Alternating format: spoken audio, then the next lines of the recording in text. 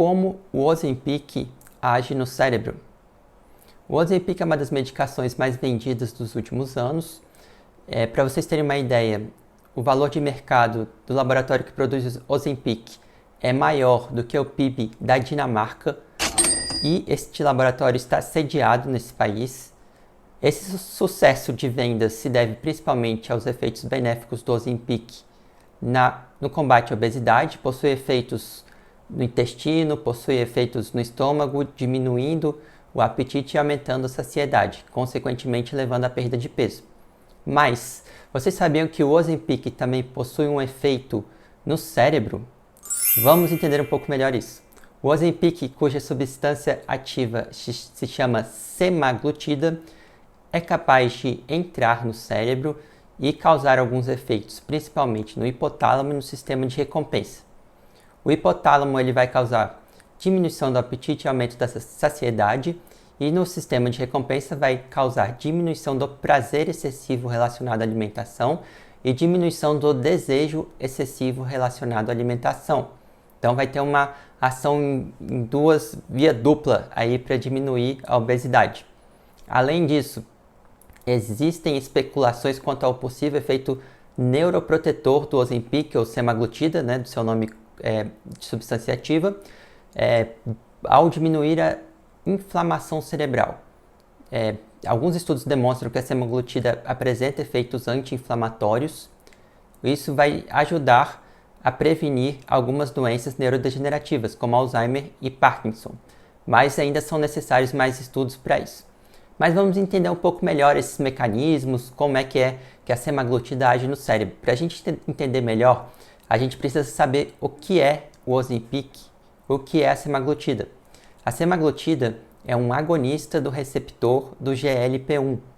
Isso quer dizer que a semaglutida, essa medicação, apresenta efeitos muito similares ao GLP-1. E o que é esse tal de GLP-1? É um hormônio produzido naturalmente no nosso corpo. Ele é produzido principalmente no intestino, vai regular o gasto energético, o metabolismo, aumentando a saciedade e diminuindo o apetite. Além disso, o GLP-1 vai agir no nervo vago, que é um nervo que conecta o intestino ao cérebro, fazendo parte do eixo intestino-cérebro. Então temos também a serotonina, por exemplo, que conecta intestino e cérebro, mas o GLP-1 é um outro hormônio que vai fazer essa conexão.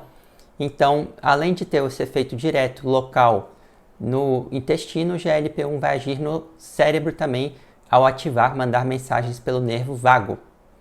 Além disso, estudos mais recentes, olha só que empolgante, que interessante para quem estuda neurologia e neurociências. O GLP-1, além de ser produzido no intestino, também é produzido dentro do encéfalo.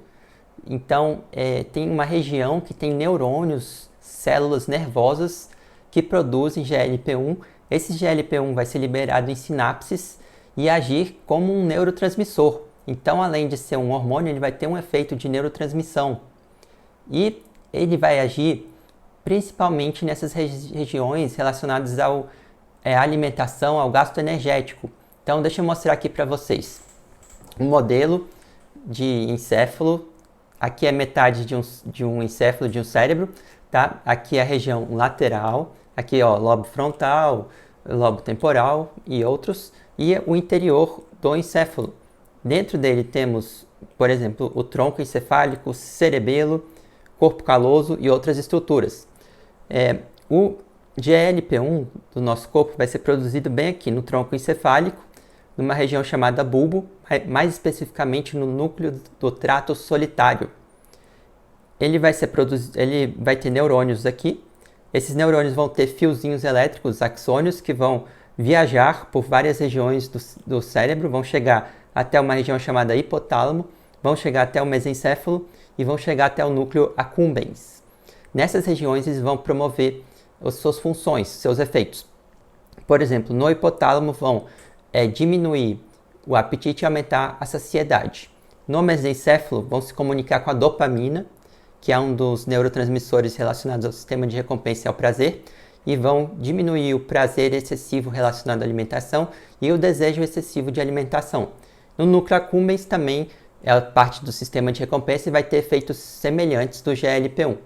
Então, o GLP-1 vai ter esses efeitos que ainda estão sendo melhor elucidados, mas sabemos que o Ozempic, ou semaglutida, vai chegar lá no cérebro e vai ter efeitos semelhantes também.